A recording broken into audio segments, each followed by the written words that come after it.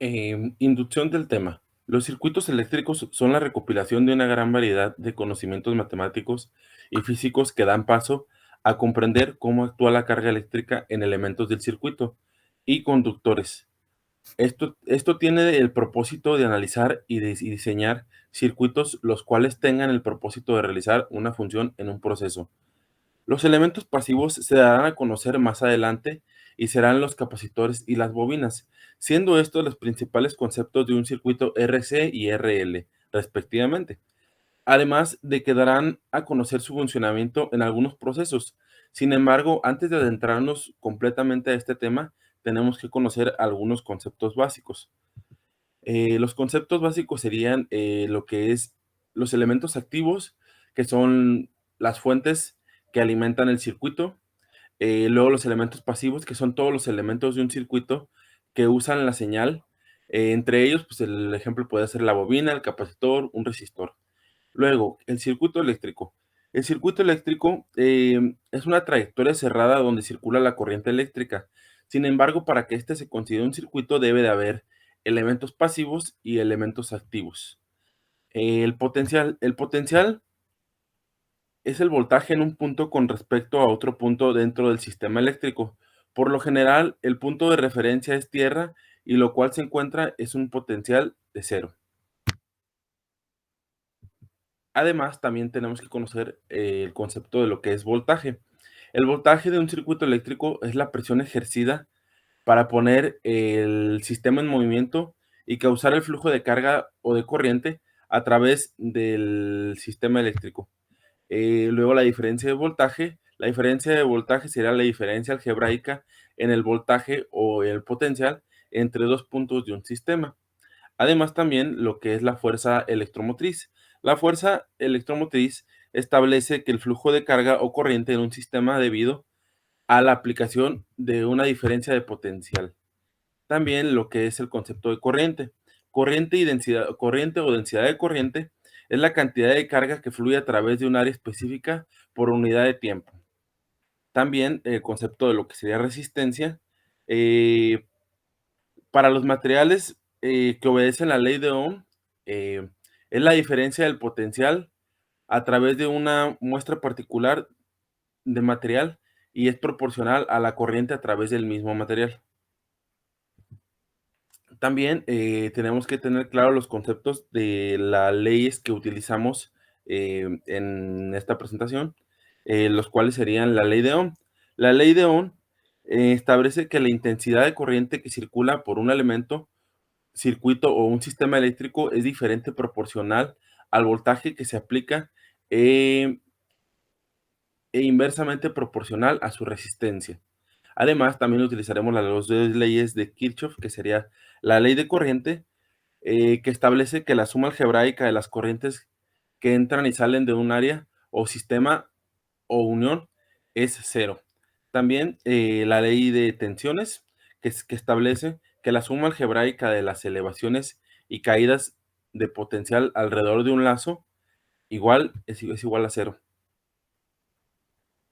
En este caso nos adentraremos más, como bien ya lo dijimos, a lo que es el capacitor y el inductor.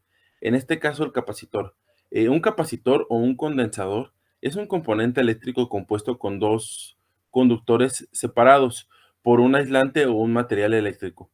El capacitor es el único dispositivo, aparte de la batería, que puede almacenar carga eléctrica.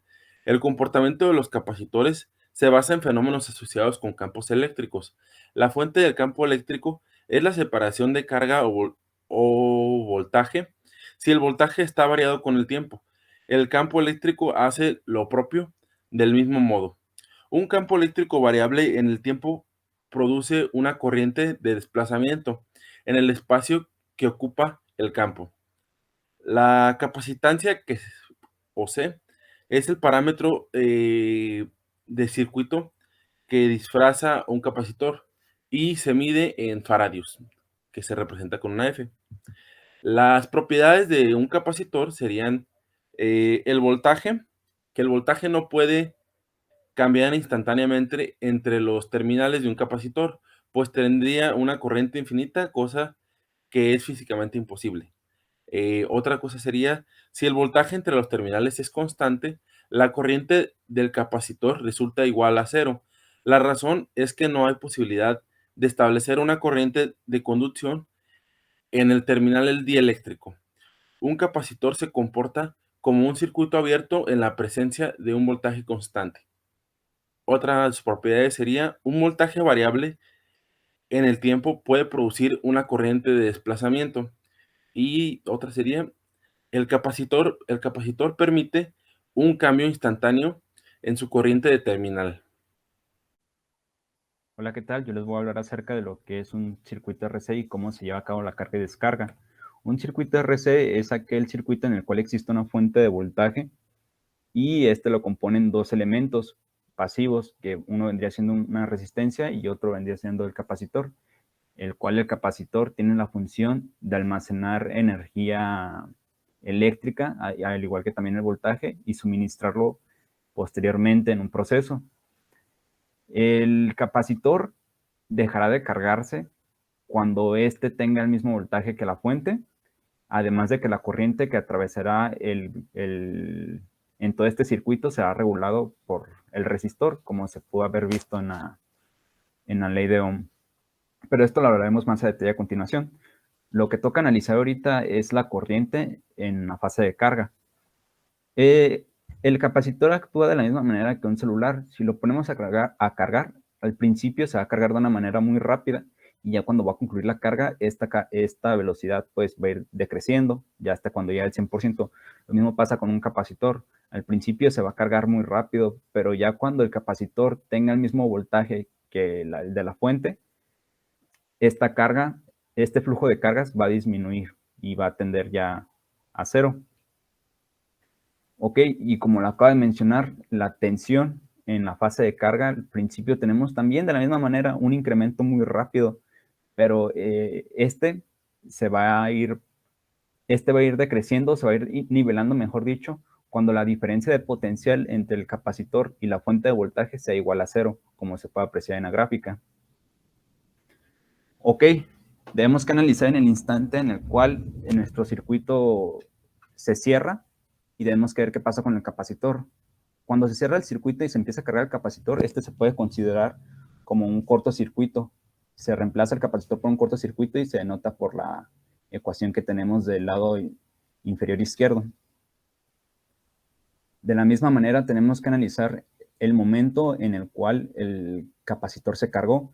Cuando este se carga, como lo habíamos mencionado anteriormente, tiene el mismo voltaje que la fuente y su corriente es cero, porque no hay diferencia de potencial. Por ende, este se considera como un circuito abierto.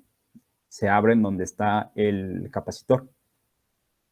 Y yo quiero mostrarles esta imagen, esta gráfica que nos explica detalladamente cómo actúa la corriente, que es esta parábola que va decreciente, esta función exponencial. Y esta función exponencial que va creciente vendría siendo la del voltaje.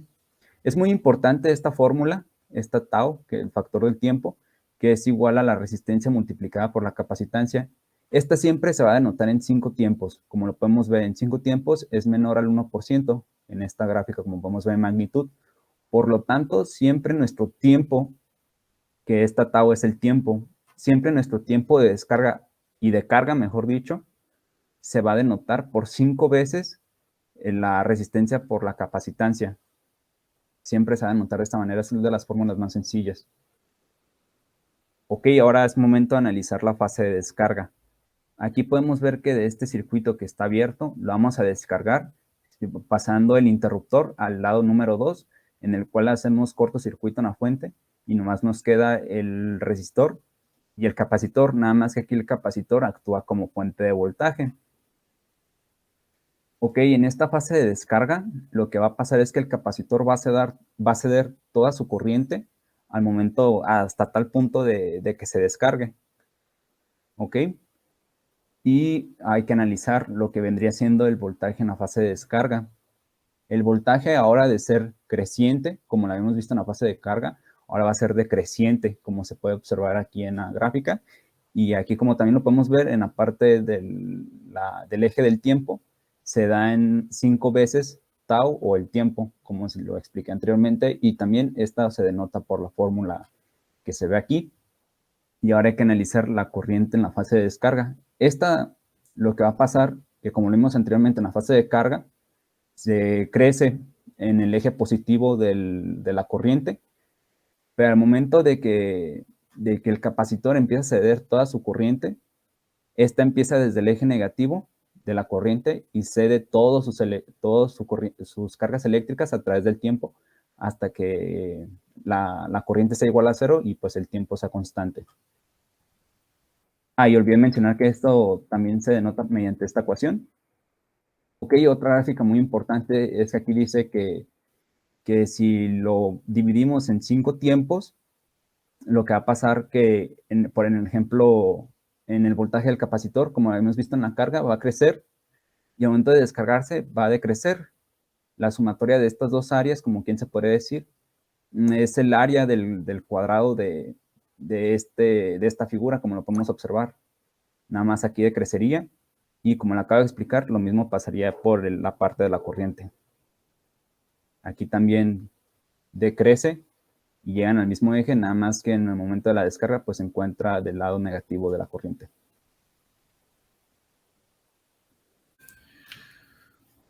Bueno, a mí me tocó lo que vendría siendo el circuito RL. Un circuito RL, también conocido como filtro RL, circuito resistor inductor o red RL, se puede definir como un circuito eléctrico que se puede construir con elementos de circuito pasivo de un resistor y de un inductor conectados entre sí a través de una fuente de corriente o de voltaje. Bueno, para que quede un poco más claro lo que es un circuito RL, primero vamos a definir los conceptos de lo que es resistor y inductor. Se denomina resistor al componente electrónico diseñado para introducir una resistencia eléctrica determinada entre dos puntos de un circuito. Es un dispositivo electrónico de dos terminales que no tiene polaridad. Su principal función es la disipación de calor, proceso en el cual se convierte la energía eléctrica en energía térmica, es decir, calor. Su unidad de medida es el ohm.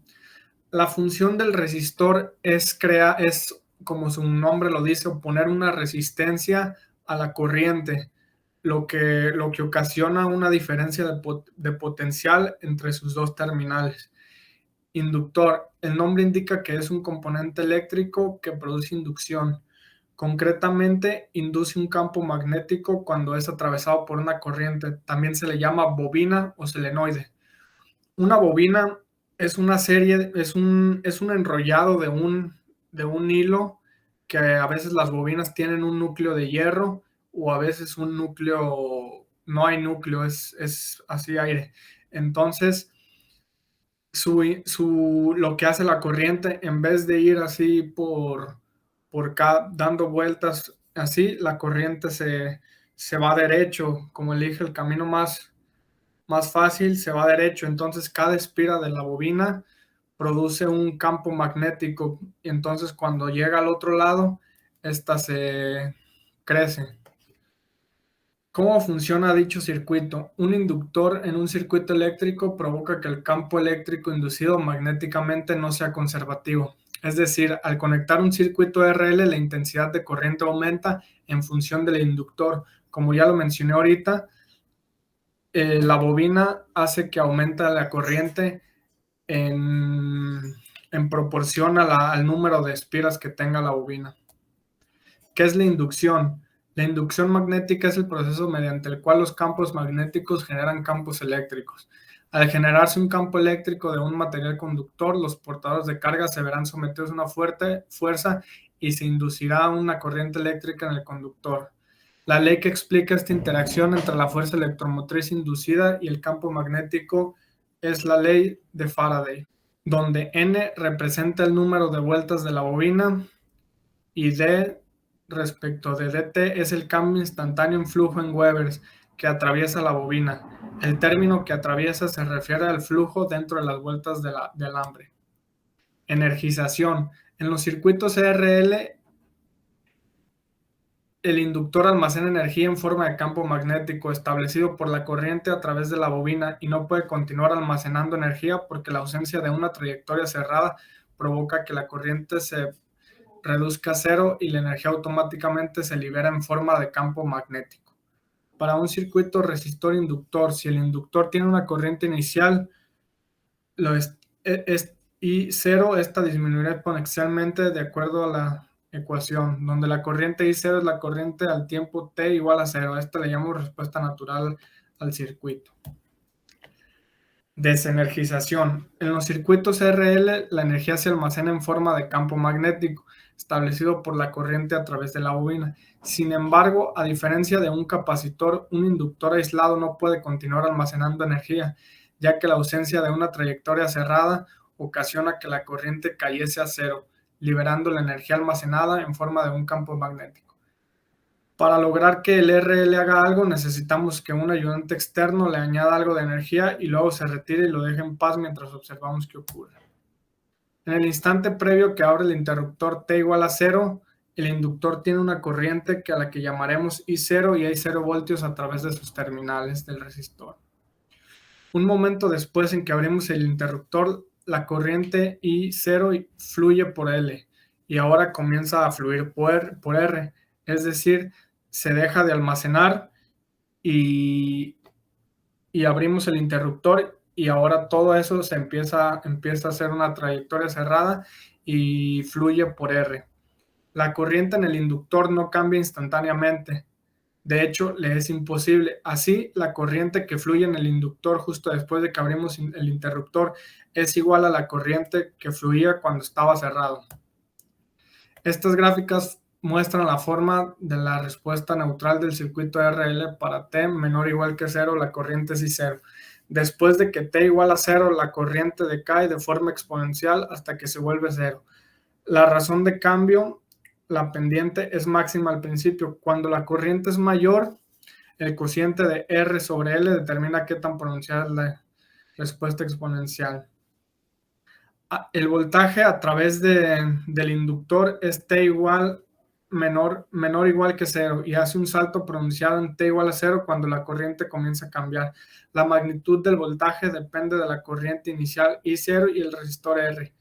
Y curiosamente no depende del valor del inductor L. El voltaje sirve una curva exponencial semejante a la de la corriente hasta que decae a 0. Lo que pasa aquí es que cuando cerramos el interruptor se dispara el voltaje para después empezar a decaer poco a poco hasta que cae a 0.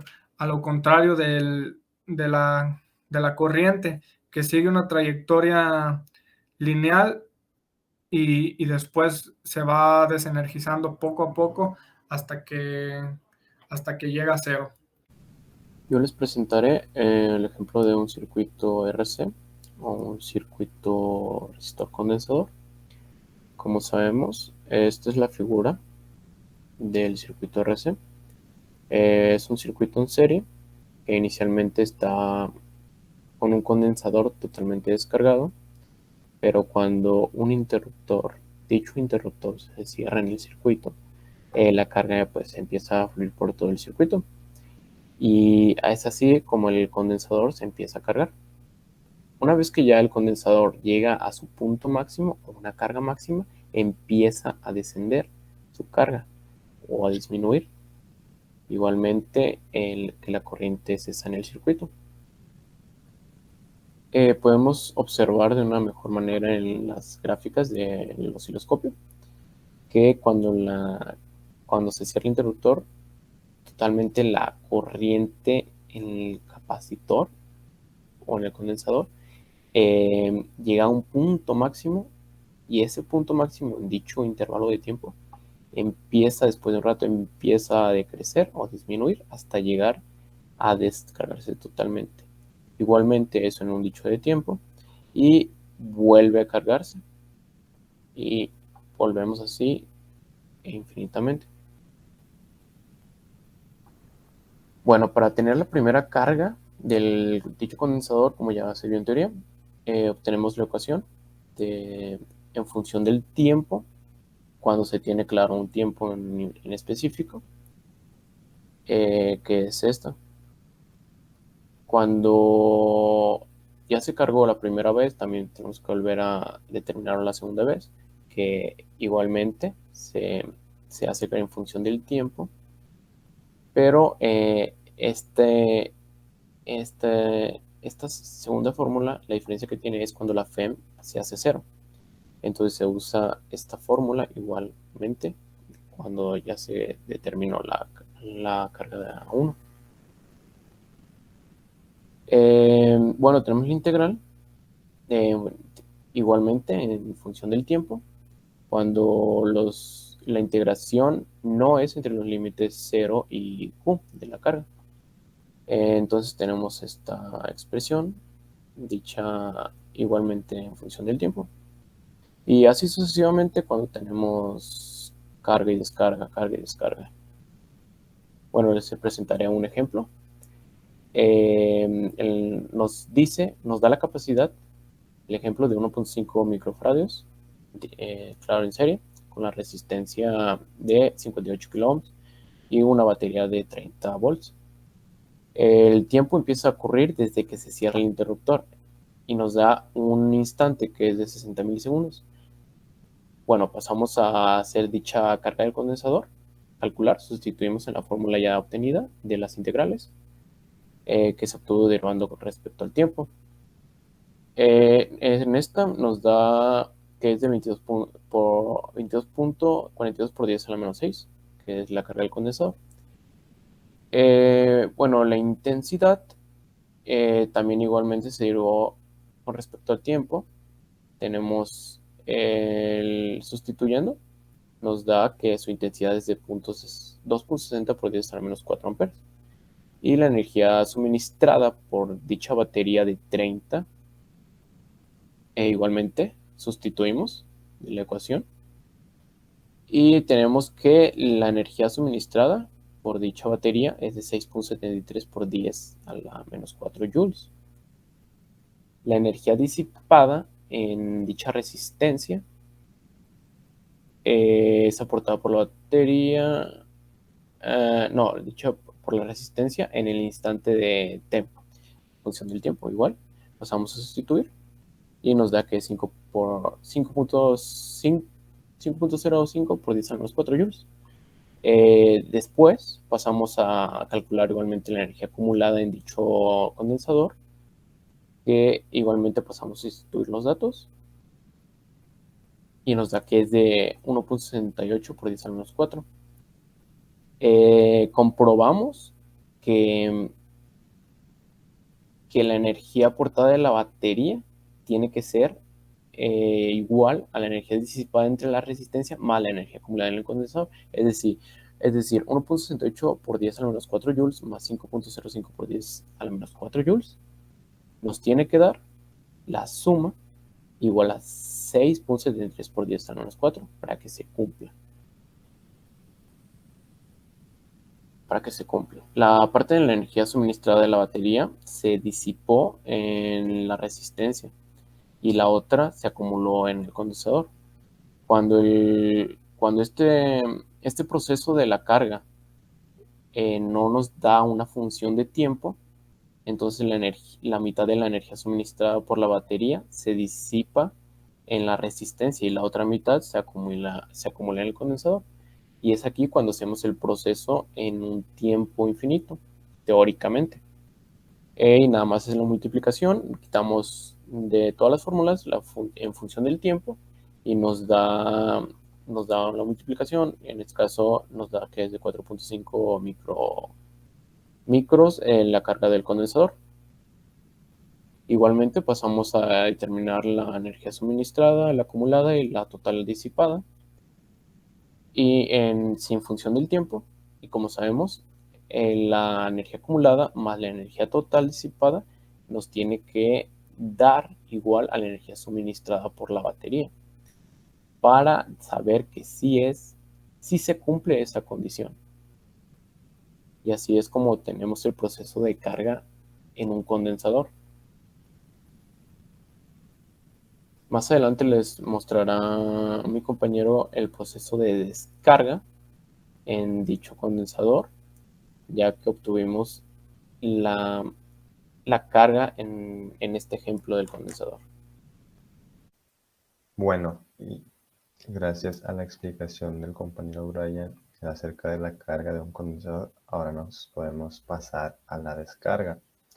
Entonces aquí tenemos un ejemplo que parte resuelto por el compañero. Dice, sea un condensador de capacidad C igual a 1.5 microfarads en serie con una resistencia equivalente a 58 kiloohms, cargado inicialmente con una carga de 45 microcoulombs.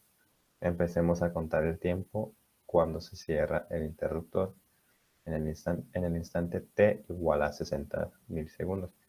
Es decir, lo que vamos a calcular será a 60 milisegundos después de iniciar la descarga. Y otra cosa, la carga inicial de 45 microcoulombs, de hecho sale de lo explicado anteriormente por el compañero. Como podemos ver aquí, la carga del condensador es igual a, y aquí después de esta multiplicación es en donde obtenemos los 45 microcoulombs. Entonces, pues, regresando a nuestro ejemplo, lo primero que hacemos es obtener la carga del condensador, que con esta fórmula partimos de la Q mayúscula, o sea, la carga inicial, 45 microcoulombs, y multiplicado por el número de Euler elevado a la menos tiempo menos t sobre tau, que viene siendo resistencia por capacitancia. Esto nos da la carga, pero en este instante, al descargarse pasando 60 milisegundos, como podemos ver, sí concuerda ya que disminuyó, y este valor vendría siendo 22.6 por 10 a la menos 6 coulombs. Ahora bien, calculamos la intensidad, que como ya sabemos se refiere a corriente, entonces su unidad sería el ampere. Entonces, para la intensidad, la fórmula vendría siendo la carga inicial entre la resistencia por la capacitancia. Y esto a su vez se multiplica por el número de Euler elevado a menos tiempo sobre tau. Y esto es como en este caso que hicimos ahorita, la carga del condensador. Igual es para obtener la intensidad en ese instante del tiempo, después de 60 milisegundos. Para eso nos sirve esta segunda parte, la que involucra el número de Euler. Entonces aquí obtenemos que la intensidad es de 2.6 por 10 a la menos 4 ampere. Ahora nos pasamos a calcular tres valores de energía con los cuales nos podemos encontrar. Primero tenemos la energía almacenada inicialmente en el condensador, y su fórmula vendría siendo 1/2 de la carga al cuadrado sobre la capacitancia. Entonces cabe resaltar aquí que la carga es la inicial, la de 45 microcoulombs. Una vez realizado esto nos da 6.75 por 10 a la menos 4 joules, la unidad de energía, como ya sabemos. Luego nos pasamos a calcular la energía disipada en la resistencia, y la fórmula en este caso vendría siendo Q al cuadrado sobre 2 veces la capacitancia. Otra vez, la carga aquí es la inicial, y esto a su vez multiplica 1 menos número de Euler elevado a menos 2 veces el tiempo sobre tau, que viene siendo resistencia por capacitancia. El resultado de esta operación sería 5.05 por 10 a la menos 4 joules. Ahora, el último cálculo de energía vendría siendo la energía acumulada en el condensador. Y este es 1/2, su fórmula, 1/2 que multiplica a la carga al cuadrado sobre la capacitancia. Pero la diferencia de esta fórmula con la inicial es que aquí la carga aquí ya no se toma en cuenta la de 45 por 10 a la menos 6 coulombs, la inicial, sino que la que obtuvimos aquí, la que es específicamente para cuando habrán pasado 60 milisegundos, la de 22.6 por 10 a la menos 6 coulombs. Entonces vendría siendo ese valor de carga al cuadrado sobre la capacitancia, y todo eso multiplicado por la 1/2 o dividido entre 2, y eso nos da 1.7 por 10 a la menos 4 joules. Esos son nuestros tres valores de energía, y estos se pueden comprobar mediante la ecuación que nos dice energía acumulada en el condensador. Este valor es igual a energía almacenada inicialmente, este valor, menos la energía disipada a la resistencia. Y esta operación vendría siendo 6.75 por 10 a la menos 4 joules, menos 5.05 por 10 a la menos 4 joules. Y eso nos lo comprobamos, y si nos da 1.7 por 10 a la menos 4 joules, como debe ser. Y pues esto vendría siendo los cálculos referentes a la descarga del condensador o capacitor. Continuando con los ejemplos de circuitos RC y RL y terminada la explicación de la carga y descarga en un circuito RC, tenemos este ejemplo de energización de un circuito RL, en donde nos indican realizar los cálculos indicados correspondientes a este circuito, considerando que el interruptor se cierra en T igual a 0 y el inductor se encuentra inicialmente descargado.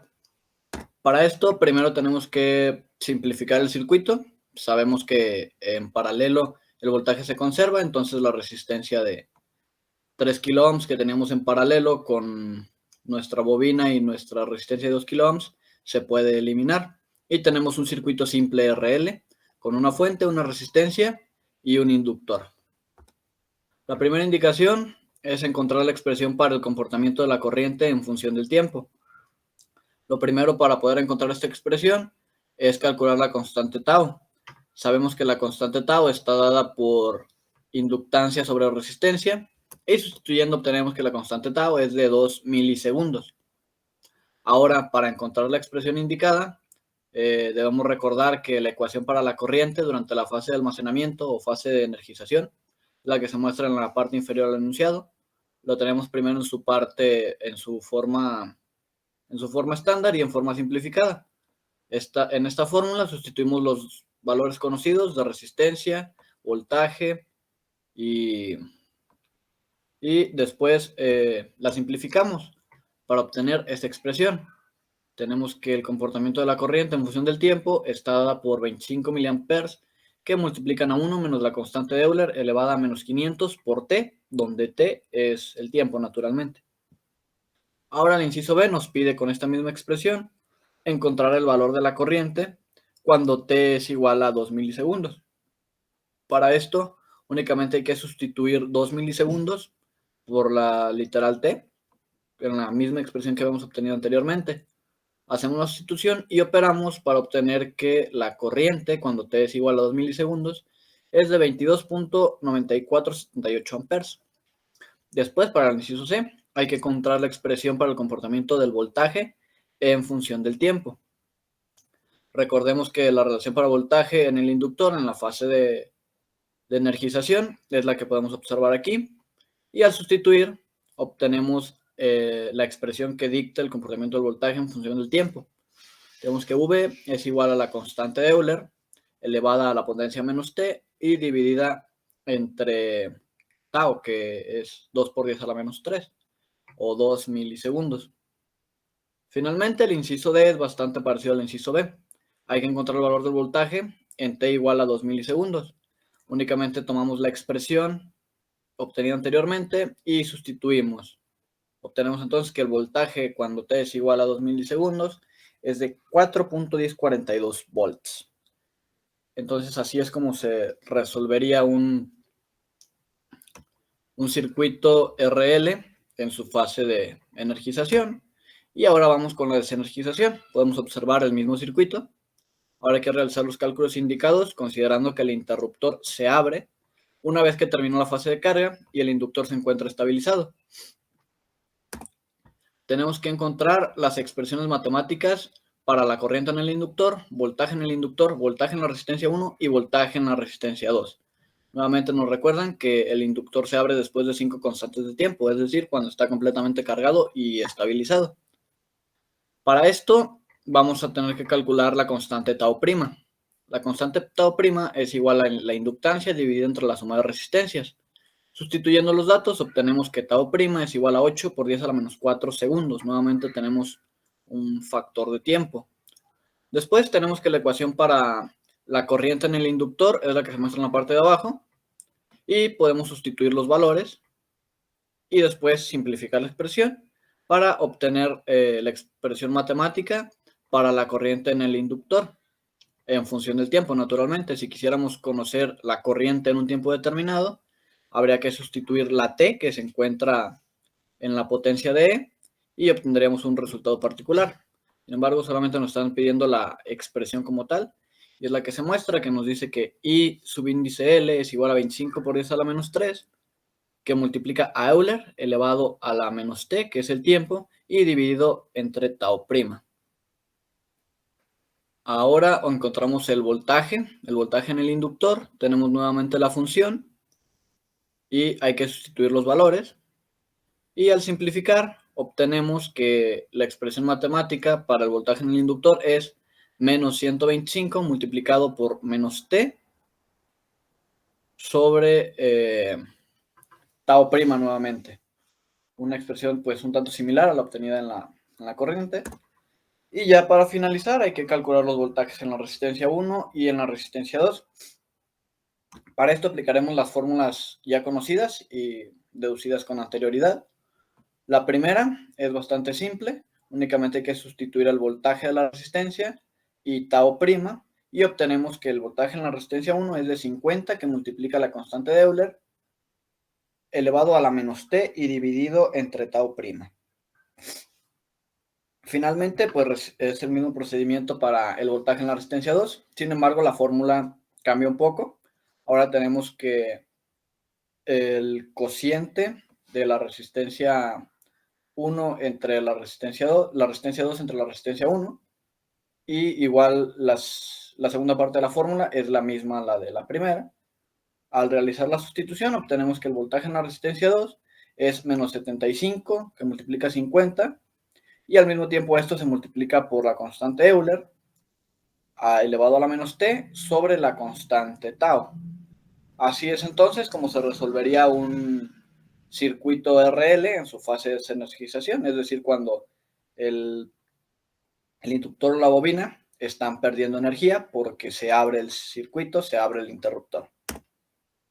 Pues como conclusión, por parte del circuito RC, pudimos observar de forma teórica y también con el problema que se explicó, cómo algunos parámetros que indican, o sea, que nos ayudan a determinar la carga y la descarga de un capacitor se relacionan directamente con el proceso de energización y desenergización de un circuito RL, es decir, con la energización y desenergización de una bobina. De hecho, la base para resolver un circuito RL se puede tomar de un circuito RC y sería entonces bastante sencillo. Cabe la pena resaltar que en los cálculos, tanto del circuito RC como del RL, resultaron bastante importantes las expresiones matemáticas como la constante de Euler, la constante tau y la constante tau prima en la fase de descarga del inductor. Por eso es importante conocerlas, saber aplicarlas y también saber utilizarlas, como en este caso para los circuitos RL y RC, que pues han resultado bastante interesantes. De nuestra parte, pues sería todo. Muchas gracias por la atención.